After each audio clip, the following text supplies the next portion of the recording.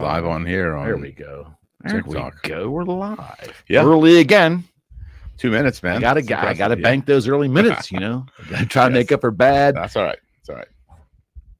Hello, friends. We're back. We are. And the world continues to be on fire. Although I don't know if it's as bombastic this past week, but how are you? I'm good. I'm good. Rocco's like, I'm just fantastic. I'm here, man.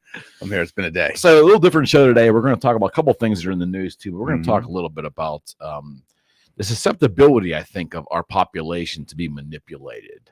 You think? And how we got here? Because I think right now the big push is we'll start with this. So California Governor Newsom is hosting Chairman Xi of China, and I think Biden's invited to the party. I'm not really entirely sure of that. Okay, funny how that works, huh? Yeah, but he is hosting, and it's interesting to see. I mean, there's a lot of tawdry bullshit where he's like having the homeless in San Francisco swept off the streets. And I saw that they're like cleaning. All of a sudden, now they're cleaning up San Francisco. How about just do that because that's your fucking job. You're the governor. Like, how about clean up your state? Well. This is what's apparently in the news a lot too. So Biden and Newsom, which I know I understand the breadth of California and the size of it and the population, but we've somehow elevated in society the importance of the governor of California in the national scene now, because there are factions within the Democratic Party that wants to push him to be president. Yes, absolutely. But in the big picture, he's still just a governor, and I guess any governor can make arrangements with the consulate over there and get over to visit different countries. It was just telling that he went over and spent 2 weeks in China. Yeah. And in the meantime, like, played basketball with a bunch of kids. And like the world's on fire and you're going to China to play basketball. Like, what are the optics on that? It's again, like, this is my problem. It's like political theater right now. It's like, what he does nothing with foreign policy. So what is the purpose of the visit? Just essentially set him up to be the candidate. That's really it. That's the only thing I could think of. And I just don't think he'd be a good candidate. I mean, people say he's a very charismatic guy, like he's likable, like, and maybe he is. I don't know. But look what he's done to California. Like, you want that running our country? I don't know about that. I think it's another example of potentially style over substance with him. Good-looking guy, looks good in a suit, has a level of proper diction and presentation and when he talks. I get it.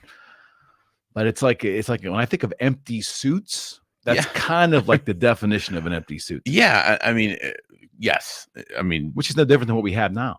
Right. That's the whole other problem. Like, that's just, where we are on. Like, thank God the elections in a year. Okay. So before we get to that, though, no, we may never get back to this once I get him on fire here. Once I light the fuse on the other side of the table. Light the fuse, man. So before I light the fuse, let's talk about the election because we might not get back to this. Okay. So Newsom is out there, right? And I think there's a couple other Democrats on the fray that may be causing some disturbance over there. But Newsom's the 800-pound gorilla that's. And it's a real interesting juxtaposition because, Biden's got to play ball with him. And Newsom hasn't said anything negative toward Biden. No, definitely. Other people around him kind of are. But time is running out. There's going to be rug cutting time at some point here.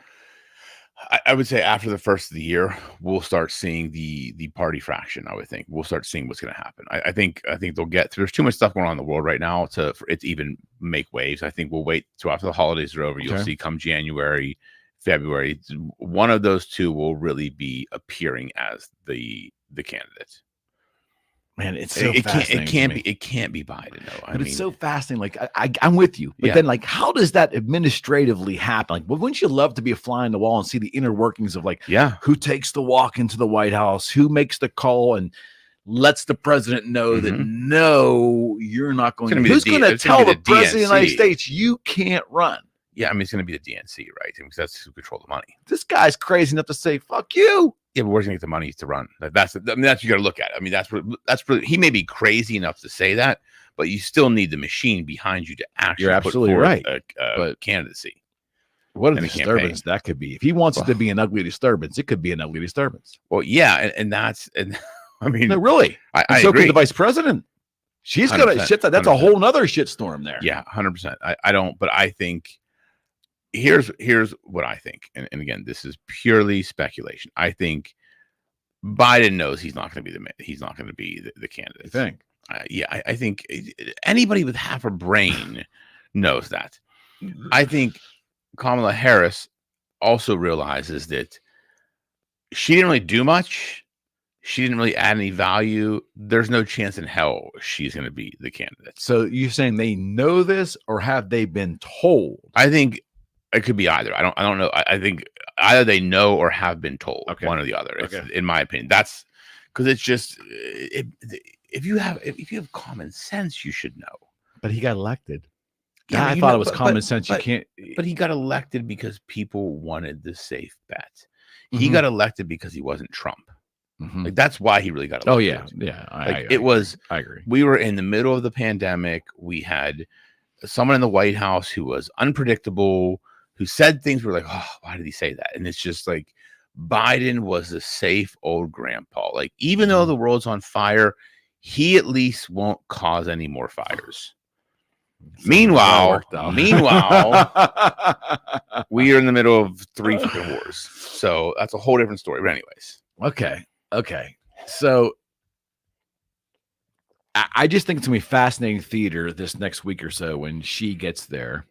And then you have some of the media stating that China is compromised and they're in a position now where they want to work with the president and they want good relations. They've come full circle because apparently of some of the struggles that the Chinese government is facing now within their circumstance. Okay. Then you have the other folks in the media saying that they're still the enemy and that they're still going to invade Taiwan and they're still in bed with Iran and Russia. So the public really doesn't have a clue what to believe. No, at all. There's no cohesion of concrete information. No, it's the media. There's nothing concrete. I mean, it's just whatever is popular and creates enough emotion that day is what they say. So he comes here, and the one thing appears to be on the table is that there's threats that they may go in and forcefully try to consume Taiwan or bring Taiwan back into the fold of China. Okay. And that's on the table. And we've gone saying that we're not going to let this happen. Right. And now these two leaders are going to meet. So am I missing the obvious that maybe this whole orchestrated thing with Newsom was done by Biden in a way to soften relations? Or it's just an interesting thing. It is. I don't think they're that smart to do that. I don't think like I really think it's Newsom's own ego. Like I think I'm going to be the nominee. I want to meet the president. He should come. I want to meet the guy from China. He should come here. I went there. Like, let me start being presidential now. Okay. Let me show the world that I can deal with diplomatic foreign relations. Okay. Like, that's what I see. There's no other reason. Okay. Like, I don't think the Biden administration is that smart to do that. So, little segue. So, a lot of what we're hearing, the danger of China beyond militarily, is that it's a danger because they're trying to subvert our culture from within and wreck, whether it's involve themselves in our politics or TikTok or whatever. But I sat, and I like you often do, Rocco, is you got to look at, your mantra is you got to look at both sides. You need to suspend your beliefs to try to look at it logically. Correct. So, making that play today, exercise, and I'm thinking to myself, okay, so I'm not saying it's right that they're doing it, but why are they able to do that? And I'm coming to the conclusion that they're able to do some of the things they want to do because we've got a good portion of the population that is gullible enough, or a good part of the population that is their constitutions are weak enough that they're penetrable. They're penetrable. Yes. And I kind of think it's sadly, because I don't like playing a demographic game, especially from an old guy standpoint. But you can. But I'm going to for the sake of conversation. I just think that 30 and under in this country have been raised again, not talking about everybody. I'm talking about a large swath of it have been raised in a have been raised either to become softer or have been raised in a way which has yielded softer people from an emotional and sometimes an intellectual standpoint. Yeah, absolutely. And they're more pliable and more vulnerable to infiltration by other countries. Oh, 100%. Like I completely agree. I think, and again, not to throw a blanket over an entire, demographic portion of society, but I do think a lot of the younger generation, like you said, 30 and under, they are soft. They don't see the world the same way as other people, as older generations. Like they're easier to manipulate emotionally. They're easier to manipulate mentally, intellectually, because I don't want to say lazy, but I'm going to say lazy. Like, because it takes effort to build emotional stability and mental stability and intellect, where you can deduce things from information. You can formulate your own opinions and your own thoughts, and you can look at two sides of a story and come to a rational conclusion based upon your own thinking process. That's hard to do. And I think part of that generation was raised that everything's easy. You're handed to you. Participation trophies, like, hey, you just get applause for showing up. Like, that's not how the world works. Like, and I think they're easy to manipulate because they just play to that. Like, they're not emotionally strong. They're not, they're not willing to do the intellectual work, because thinking is hard, right? Think about it. Like, when I say thinking, like, I mean, really, like, sometimes I'll sit in my office and like just think through a problem and try and solve something, and my brain hurts because I'm really like thinking in my head, imaging it, picturing it, running through scenarios and saying, okay, what if this happens, then what? What if this happens, then what? And that's a hard thing to do. Most people that are in that generation just want it easy. They want to mail it in, they want to show up, they want to leave, and they want to check out. And they just don't want to, they don't have the emotional fortitude to not be manipulated by things. What does that say also about our lack of desire to want to have independent thought, to formulate our own position, right? Based on our own volitions and our own reasoning ability, as opposed to just running to let somebody else dictate to me what I should think. Yeah, I mean, that's scary to me. Yeah, because I think, one of the greatest gifts we have as human beings is our ability to think, and our ability separates us from the animal, right? Exactly. I mean, reasoning ability. I mean, it does, but that's truly, like, that is the greatest thing about being a human, is our ability to think and take in information and create a conclusion from it. But the fact that a lot of people don't want to do that is scary, because if I look at society and just the people I deal with on a day-to-day basis, from, opposing parties to just different people in business, right? I see it a lot where people just aren't thinking. They're not doing that next level thinking.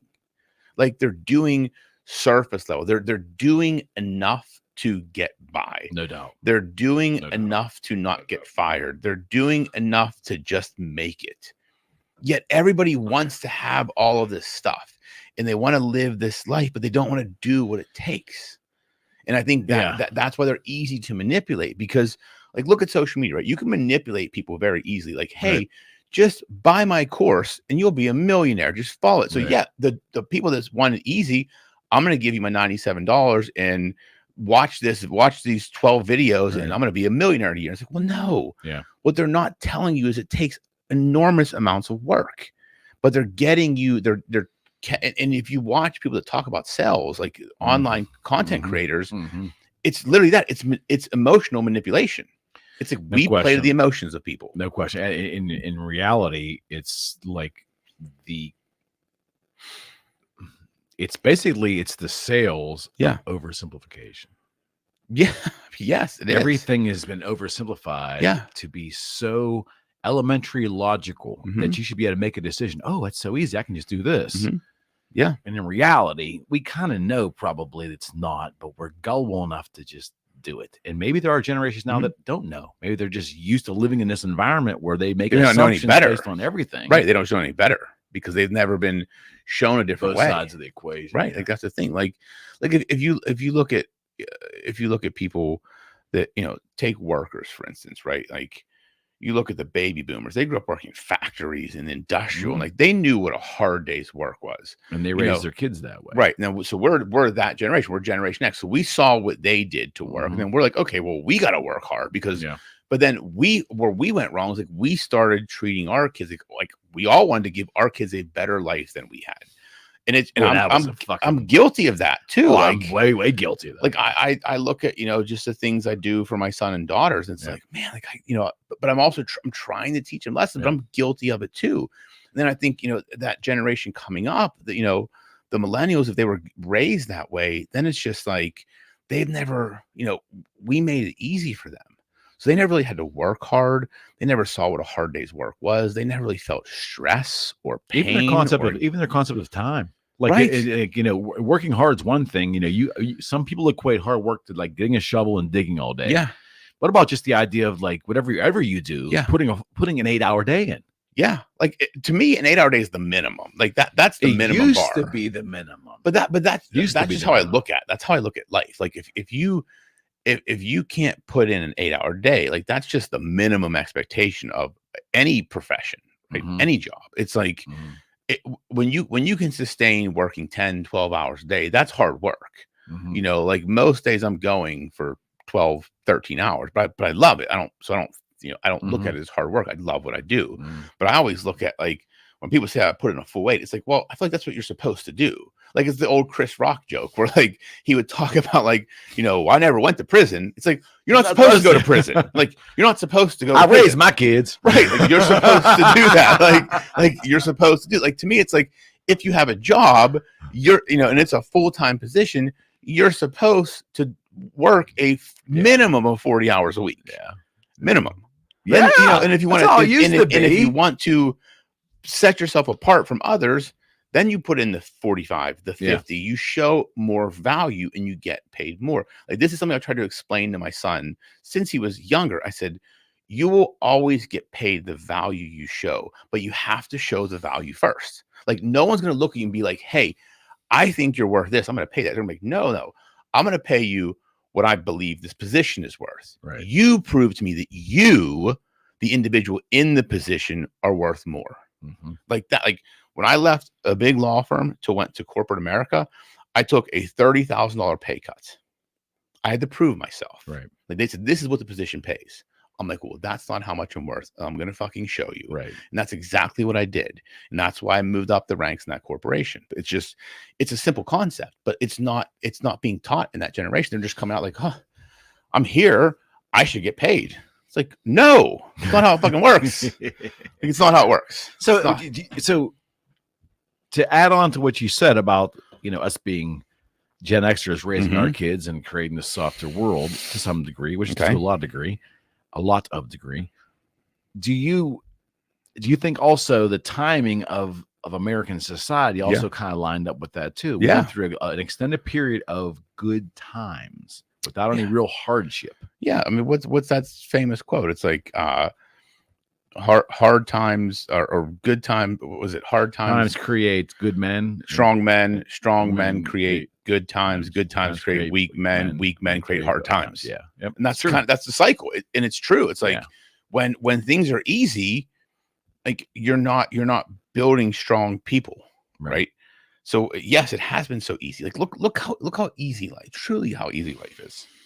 Like if you want to make money, you can make money. If I want to have food at my house when I get home, be employed, you can be employed. Yes. If you want to make six figures, there's a way to make six figures. I mean, there really is. You got to find the formula. Yep. But if it's been done by someone like you, that means it can be done. 100%. And it's just, but people, so it has been easy. So we have gotten soft. But I think we're going into this. I really feel a shift. At least I think. I'm not 100% sure, but I feel like we're starting to call bullshit in this country. We're starting to. And I think we're starting to see that, like, it's not going to be the same way it was. And if you want to truly make something of yourself, it's going to take a different version of yourself. And it's going to take a a different level of effort, Mhm. a different level of intellect, a different Mhm. level of mental and emotional fortitude. And I think you're gonna really start seeing a separation in society. Like, I hate to say that, but you're gonna see a big, I think over the next 5 to 10 years, you're gonna see a big disparity in the wealth gap. Because there's gonna be people that get it and fucking kill it. There's gonna be people that think it's still the same. It's like you're gonna get left in the dust. And that middle is gonna just get wider, and like it's just there's gonna be a bigger gap in the middle, I think. Yeah, it's I concur, and I also believe on top of that, Mhm. I think that the people that choose to believe that the quote unquote good times or this easy nature that they've existed in is going to be there forever and for rude awakening. Mhm. Yeah, it's true. I agree completely. It's not gonna be here forever. Because technology, I think, has been the one thing that kind of Mhm. has couched, the ease of existence. And I Yeah. think that, that technology might be the thing that actually Yeah. brings hard times. Yeah, I think it will, because it has made certain things easy, so people have lost certain skills. I think they've decided not to develop certain things, like the ability to speak to people, the ability to interact with people face to face. Like, I think that's still a skill set. Like, if you can do that, like you can, that sells, How about right? talking on a telephone? Right. Yeah. It's simple things like that we've just given up because of technology. And I Mhm. think that'll come back to haunt people, I think. Part of the sales function that I remember in the Mhm. before times was your ability to present, whether it was Mhm. to an individual, a group of people, or to a boardroom of people. Yeah. The in-person physical presentation skills, I would have to imagine, just a guess, but I'd Mhm. have to imagine that probably really suffers today in American business. Oh, yeah, Because I'm it probably sure. isn't needed as much, Mhm. maybe, but I can imagine that hard skill is probably not real prevalent.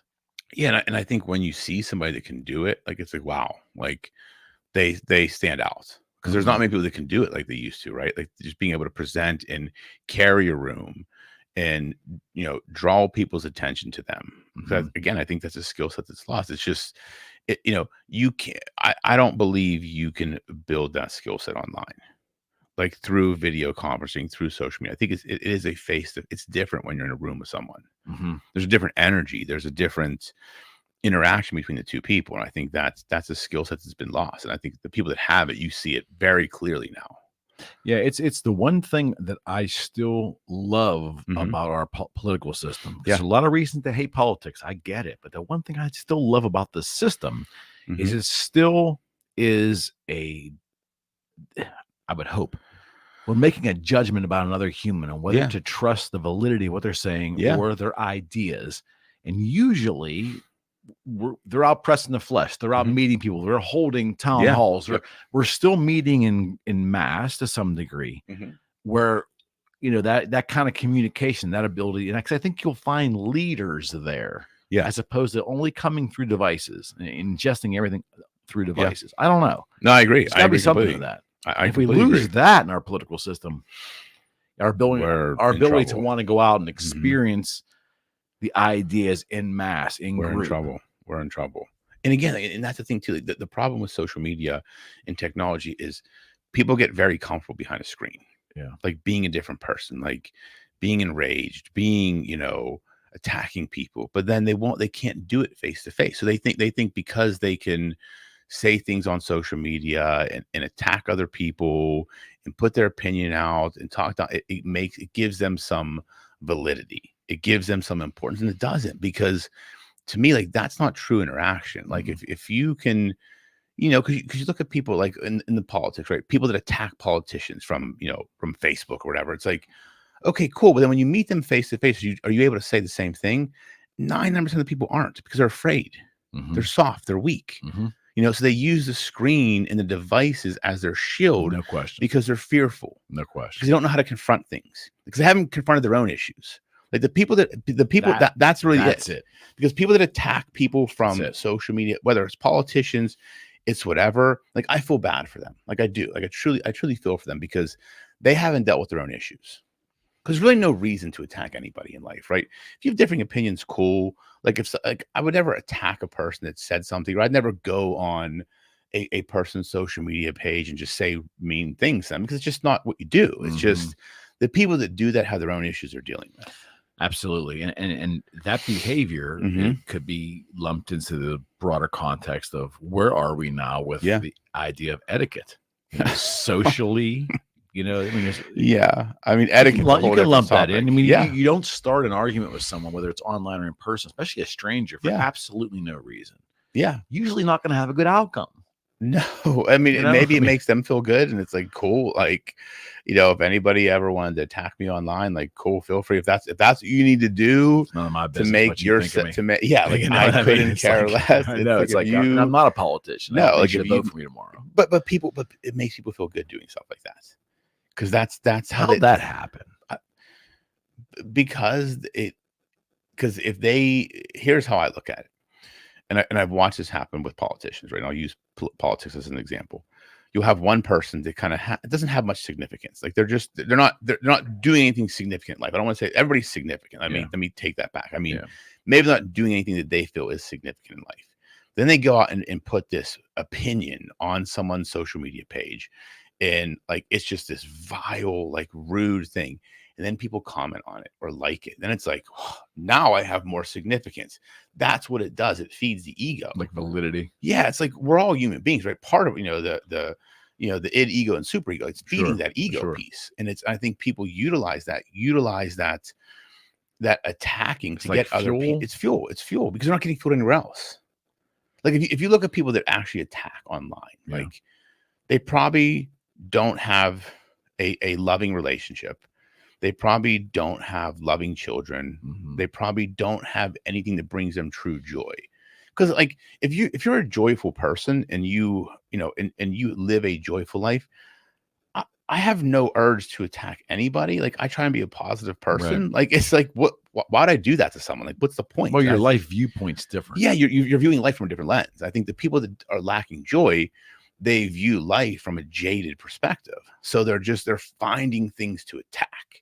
Like F this dude, F that girl, like they're wrong, like what an idiot, like what a loser. It's like I see it with kids too. Yeah.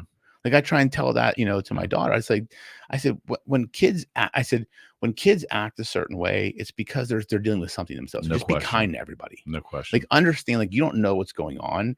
So when they act a certain way that may frustrate you, just continue to be kind. I said, and that's truly too bad adults can't do that. Well, I think adults have a very hard time being kind these days, which is unfortunate because we should be. It should be very easy for us to be kind. One of the saddest things that was ever uttered in this room over like the almost 5 years we've done this is that you said one time that it troubles you deeply that you don't see strangers when you encounter them anywhere. Yeah. Smiling. You don't see people even attempting to make eye contact. Yes, that does trouble me. That's horrible. It does, and it's like it really is. Like I always notice that in my office, like not in my office, like in our building. Like give an example. Like I was walking to the restroom today. Gentleman was walking out. Like I looked at him, said hello, put his head down, and just walked past me. And I'm like, it's a normal occurrence. It's normal. Like it's crazy to me, but that's like his default reaction was to do that. My default reaction is to smile and say hello. It's like, and to me, like that's where I struggle because like I don't want my kids to grow up in a world like that. Buddy, I'm telling you, man, I know sometimes we do disagree in regards to the effect that the internet and social media has had on the society, but I definitely believe that is a direct relationship to the way we exist in an internet world as opposed to a pre-internet world. I'm not disagreeing with that. I honestly believe that I think most of society would make eye contact and, there'd be a grin or there'd be some kind of acknowledgement of our existence with each other. Well, the one comedian, Sebastian, Janikowski. I can't pronounce his last name either. But he gives this great Janikowski. He's a punter, isn't he? Yeah. But he gives this great example of what it used to be like and what it is today. And I'm like, and it rang so true to me. He's like, he's Italian, so like the Edam's cookie tin. Yeah. He's like, we always had that at my grandma's house. He's like, for when company came over, like someone's at the door, let them in. We always had something in case someone came to the door. Pound cake. I'm like, that's exactly like my grandmother's house. It's exactly like and I always remember in case you don't eat that. That's company. In case company come over. And he's like, now when the doorbell rings, we turn the lights off. we get on the floor and we're like, no one say anything. Maybe they'll go away. Like that's our society. Like, and that is true. Like I'll notice myself if my doorbell rings, like, who the fuck is that? Like who's here? Like why is someone ringing my doorbell? You know, it's so bad. That's so crazy. You just hit something that I remember made me just really confused. You are so right. And I've seen people on social media brag about the following, you know, that brag about the fact that, yeah, don't dare call me if I see your call. Don't expect me to pick up the phone. If you need me, you text me. Like they brag about how they or the audacity of someone knocking on their door or calling to try to visit with them or anything. It's like they brag about it. Like it's like I'm, how I have no intention of talking. Like really, we're so far. We flipped the script is completely flipped. Yeah, I mean that's what's crazy. They brag about their wanting to be alone. Yeah, to me, it's like I always say, like if I have to scroll to read your text message, I'm just calling you. So like if you had to take that much, you were definitely, but you talk in text, and I understand like you're a realtor, but like if I get a text message from someone that I have to like scroll, like just pick up the phone and call me. Like I'm not gonna I'm never gonna text that person back. I'm gonna just call them. Like, I didn't read your text message. What do you need? Yeah, I mean, let's have a conversation. Like it's just because again, when you look at text messaging too, like I know we're kind of off topic, but it's like you can't really get what people are saying. Like you can say, like, well, I hate the written word as opposed to hard as opposed to the spoken word. Yeah, I mean and that's the thing. Like, and it's because they're always read out of context. Like it's like if I say okay, it's a great built-in mechanism, and I think people abuse it. Oh, 100%. People use it as manipulation. Bingo. Like people use it to manipulate. Let's see how they react to what I said. Then I'll just take whatever angle's convenient. Well, that's exactly it. Like I can't remember. I was either watching something or listening to something, but they were talking about it, and I'm like, wow, it's like that's such an interesting, because I think people do that. And they said if I'm unsure how I feel about a situation with someone, like I don't know whether I'm mad at them or not, I always just respond okay. And the person, I think it was a guy, and he was like, because it makes them get mind fucked. He's like, because okay is like, am I acknowledging that? Am I okay? Like it is the most bland and vague response. Yeah. And he's like, and that gives me one, the time to decide if I'm mad at them or not. Two, to see how they react, to know how I should react. And I'm like, that's pure manipulation. I fucking understand it. Like I understand that. I'm sure I've done it. Like not intentionally, but just like if I'm in the middle of if I'm in the middle of something with someone and I'm just like, okay, like just to try and end it, then you don't know how people take it, right? Well, we've sat on this podcast, you and I, with folks talking about this subject, and there are people that have sat on this podcast and said that they would prefer not to have people call them. Text me what you want versus I need time to think, let it simmer. Yeah, I need time to create my response. Yes. Now, see, we can laugh about it, and maybe they think that's totally cool, and some people don't. Yeah. My take on it is it's kind of like, to me personally, it's kind of a sad commentary on where we are as humans now and how we interact with each other. Yeah, and I think that can be. I think if I remember the conversation correctly, I think the context of that, and I understood the and that was we were talking about the Harvard study that was done as to why the younger generation don't respond instantaneously. And it was because like our generation, we were so used to always being on the spot that we think on our feet very quick. Very much. The younger generation want time to formulate the right response. That's why they take time to respond. Or choose to respond whether they're going to respond. Right. That's why they don't like to answer the phone, because they know if they answer the phone, they have to think on their feet. They'd rather just like deny the call and say, hey, I'm busy. What do you need? And then you get a response. Then they can think through it. So it's a generational thing. It is different. And maybe it's just two different ways of operating. To me, having lived in both eras, I kind of think that it develops a weaker person if you're not forced to occasionally think on your feet, make a decision, and then live with the decision you make and adjust or go full throttle. Yes. That contemplative nature, because everything in life is not going to come at you and afford you a contemplative scenario. Yeah. You need to be strong enough to think on your feet at times. Yes, I 100% agree. 100% agree. And be okay with the decision you make. Like and that's live with it. That's a discussion I was just having earlier today. I said, in life, we were talking about just life in general. I said, in life, you're going to be forced to make choices, like things you're going to sacrifice. And you've got to just make the choice and accept you made the choice, not question it, not wonder what ifs. It's like you get to a point in life, like I was kind of saying, like how I've in my career I've progressed, right? I said, I don't have hobbies anymore. Like that's a choice I've made. Like my choice is like, I want to build the firm and build a business, and it's time I have free I spend with my family.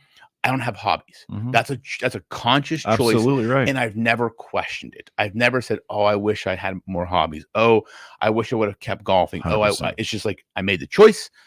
That's it. We've seen you golf out here. I know why you don't golf. You can't drive. But it's golf carts, all kinds of stuff. Like I used to like play softball or like even play like video games and do stuff like that. Like I don't do any of that stuff. And it's just like, and that's okay. But that's where I think the sacrifice is what that right. is. But I think people struggle with making choices because they think they can have everything and all pieces of it, and then they never make a choice, and they just get caught up in these webs of like indecision. No question. And it's like you've got to just be comfortable making a decision and accepting the decision. So, I mean, Rocco knows my story, and we're not going to get into the detail of it, but I've made a lot of decisions. I've been flying by the seat of my pants for a lot of my life, especially my earlier career.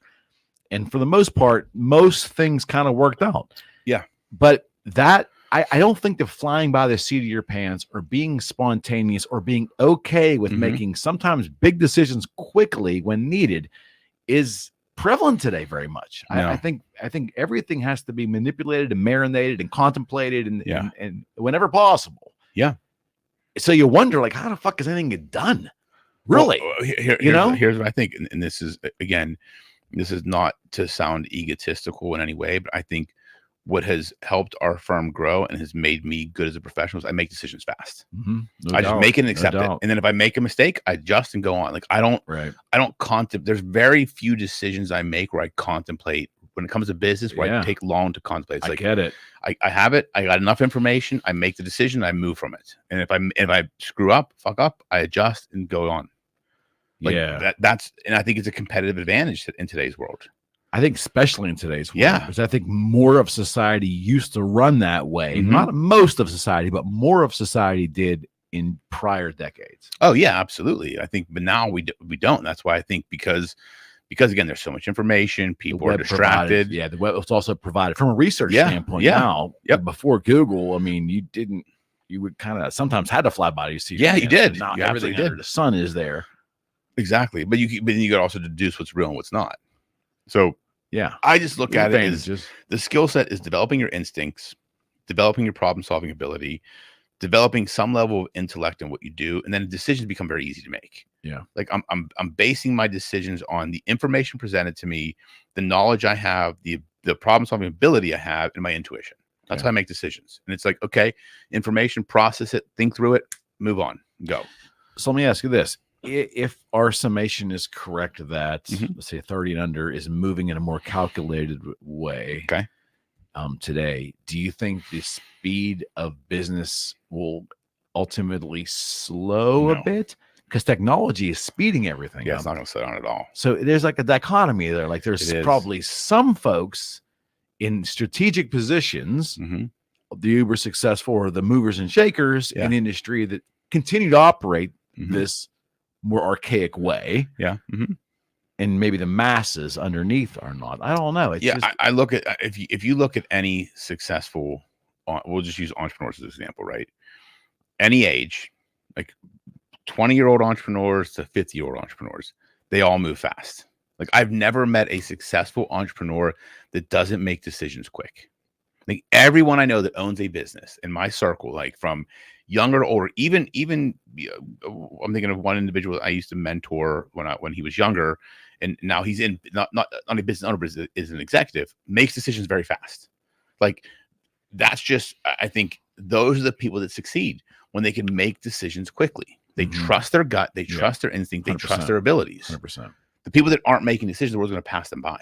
I also think I used to believe the following: like I would make a decision on a guitar design or what something to do, or an opportunity was presented to me, and I could make that almost spur of the moment. And I used to say that the reason I could do that was I had confidence in myself, but it was also, I knew my business so well that I could literally run numbers, the correct numbers to get to a solid decision quickly because I was entrenched in what I was doing. That's exactly it. And I think I think it's almost a requirement for pure entrepreneurship. You've got to be entrenched day in, day out on what you're doing so you can think on your feet. Yeah. Yes. Because I know I can look back now at some of the guitars hanging on this wall that some of these projects would not have happened if I had stalled on the offer presented. I think that's a requirement to be successful in anything. Because I look at, like, take the law, for instance, right? I don't know every law. I've just been so entrenched and dealt with so many situations that when someone comes to me with a problem, I can usually spot the issue way faster than anybody else can because I've seen it 1,000 times. I've been involved. I've read things. I've learned. I've trained myself to see the issue. Okay. But you've got to be truly entrenched in the business or in your profession to be successful. If you treat anything like say you're a doctor or an accountant, you treat it like a job, and you're like, I'm going to go in, I'm going to do my work, and I'm going to go home, and you're not trying to get better, like, you're never going to really excel. Like, what makes a person excel in anything, like your guitar business, right? You were able to do that because you were so entrenched and so involved in learning and growing and doing more and doing more. You were able to make decisions faster. Right. Like 5 years ago, I couldn't make decisions as fast as I do today because I've just ingrained myself into everything and just trying to take in so much information, learn so much, in being engaged in so many situations that now the abilities just start to exponentially grow. Speaking 30 and under, looking at them, do you feel that there's still a lot of passion out there for people to find ideas and run with them and truly immerse themselves in it and fight against overanalyzation and fight against over research and all that stuff, being able to think on your feet and going for it? Is that gumption still prevalent today in 2023? Well, so you added the word prevalent. So I don't know that I think it's there. I think people have it. I think everybody has the ability to do it. I think it's for each individual to decide and find.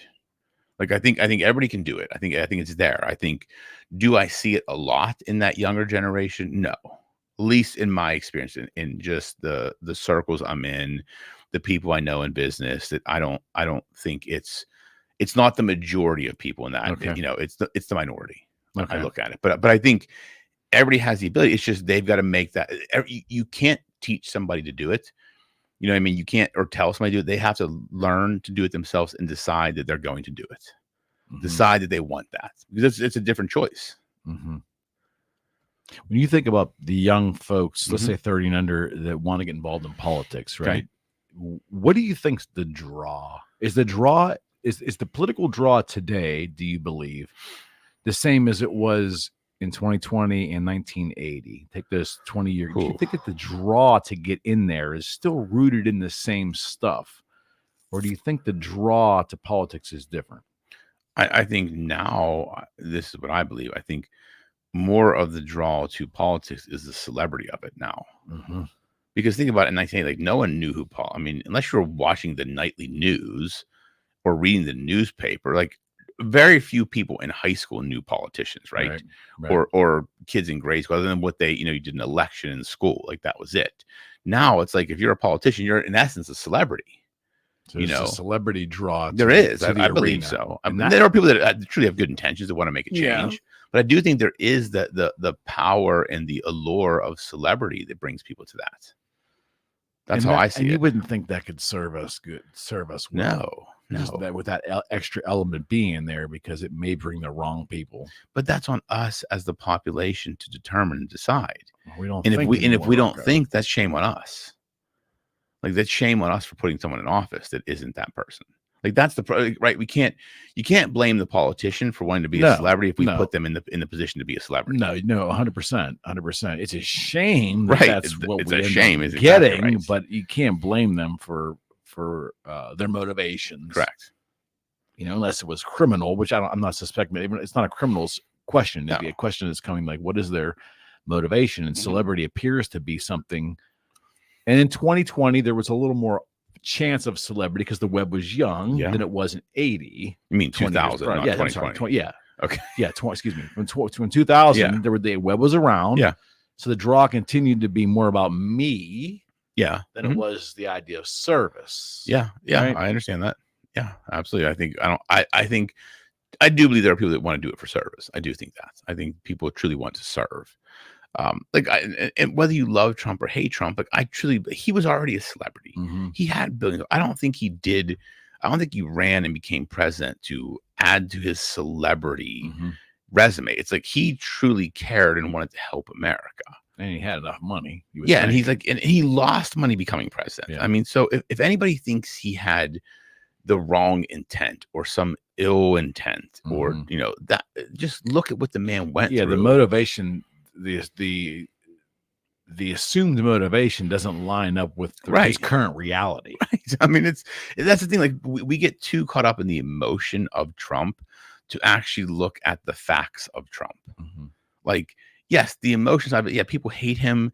He could be crass. He could be this. But if you look at he never had to work a day in his life again. He had a beautiful wife, kids, was living a life of people dream to live.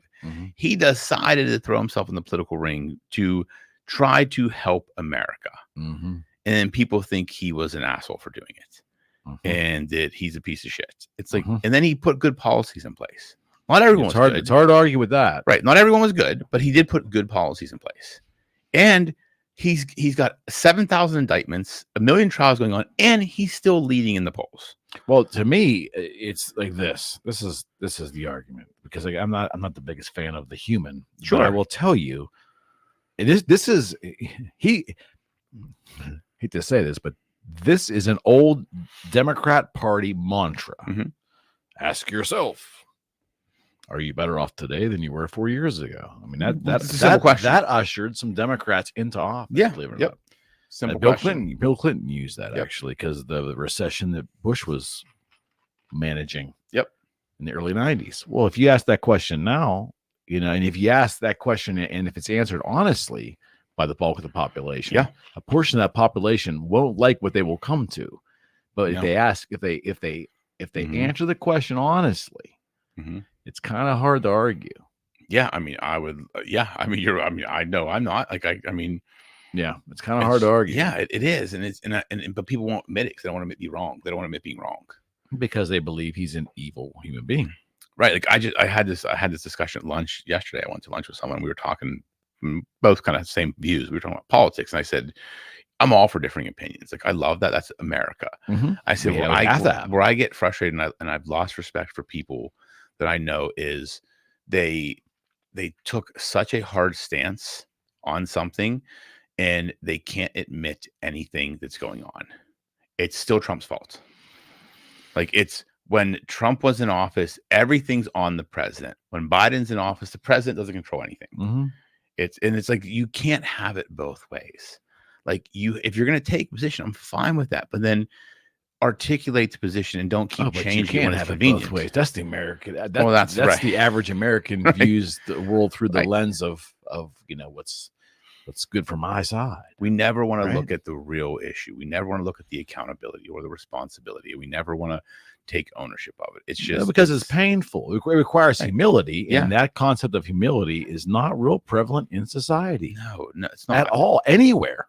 No, anywhere. You're right. Especially online. No, it's not. It's. I mean, you're 100% right. Like, you to me, if people were more humble and had humility, I think the world would be a lot better place. Well, there's no shame in acknowledging missteps. I'm fucking wrong every day. There never has been, and it just seems like what I'm hoping is, and we'll end it on this, I guess. I'm just hoping that we don't have a generation of parents coming up that will raise their children under the belief and the tutelage to them that, you can't be wrong under no circumstance, that there's no virtue in learning from your mistakes. And I think that's a fear I have, that children are being taught that they can't be wrong. If someone tells you you're wrong, they're not allowed to tell you you're wrong. Yeah. See, that's, I have a huge problem with that. 'Cause to me, like, mistakes are the best ways to learn. They used to be traditionally. Yeah, I mean, that's how you reared children, right? Yeah. I mean, and I say that all the time. Like, you never fail until you quit. Absolutely. Like, you either win or you learn. Like when you lose, you learn. Like when you make a mistake, you learn. Like I make mistakes every single day. I'm the farthest thing from perfect, but I take that mistake, I analyze it and say, what did I do wrong? What will I do differently next time? That's literally my thought process. And that's how you keep getting better in anything you do. It's simple as that. Yeah, 100%. It's like you've got to. And I think it comes back to what we've talked about so many times. There's just so much emotion drenched in our society. If you take the emotion away from the actions, then a mistake is just, it's a left or a right. I made a left. I should have made a right. Now I'll make the right and I'll fix it. Yeah. It really is that elemental. It is. I mean, a mistake should be an objective reality, right? But when we add emotion to it, it makes it subjective, and it's like 100%. And then people just go on this spiral, like this emotional spiral. It's like, no, you made a mistake. What did you do wrong? What will you do differently next time? And you get up and you move forward, and then move on. Yeah, exactly. Move on. Like the next thing is waiting around the corner. Go attack it. Yes, no one's gonna remember that. No one's gonna. I was explaining this to Ellie this morning on the way to school. I said, all the stuff like the stupid little drama they deal with at school. I said, 2 years from now, the whole world of them, though. Right. But I said, what I would tell you, Ellie, I said, 2 years from now, all you're going to remember is the good piece of it. Like the drama. Yeah, it feels like a lot now because you're in the middle of it. 100%. But like when I look back at high school, like there was probably drama. Like the only memories I have are like the good times that happened. Like there was definitely drama. No doubt. But they're mistakes. You learn from it and you move on, and you keep getting better, and you'd make better decisions. That's all it is. Yeah. And I it's funny because when you bring up that, I can look back at, having a healthy fear of authority. Yes. There was consequences based upon the levels of degree of what the bad things you did, and you learn from them. And it's just that's part of growing. You fucked around in school, you got paddled. 100%. Like you got hit with, like when you think back, like think about that. Like now that people would go to jail if they did that. Like when we were Mr. Maravich, it sucked. Well, I never got paddled because I was a good kid. I listen to this bullshit. I was. I swear to God, I was. But I had a healthy fear of it. I'm like, I don't want to get my ass beat. Of course not. Like the only time I ever got paddled was when I pledged my fraternity. Like by my big brother, like he whooped the shit out of me, and that hurt like a bitch. Like, but in school, like think about it, like every teacher had a paddle on the wall. I remember it well, and that was like, you fuck around, that's what happens. You'll find out. And they would call your parents would be like, you got paddled. You're gonna get paddled when you get home too. Like there was none of this. Like, how dare someone hit my kid? Like I'm gonna sue you. Yeah. Like it was like, no, like you did something that you deserve that. It's almost like when that shit started in the late 80s, early 90s, we almost indirectly somehow empowered our children to believe that they can either do no wrong, or if they do wrong, there really isn't any consequences, or the audacity to believe that it doesn't matter. Right. Yes. And that's when things started going downhill. And that's why we're here. That's why we're here. This is why we podcast. All right, friend. Oh, one last bit of like current events. Hey, there's no, as of tonight, the filming of this on Tuesday night, there's not going to be a government shutdown. No. Wow. What do you say? Fantastic. I'm so excited. More political. Are you excited? I'm excited. I'm so excited by it. I had no concern. They found a way basically to stay in debt $2 trillion. Yeah, that's it. Instead of trying to solve the bigger problem, like, hey, let's just budget and do better, add more debt. And I think they added a couple Democratic votes with the Republican votes, and they're going to sing about their harmony tonight on the news. Oh, yeah. It's bipartisan, fantastic, as we're sinking financially. Yeah, 100%, man. Yes, we are. And that's the great news. I'll leave until next week. Yes, absolutely. All right, we'll be back again next week. Thanks, y'all. Oh, man.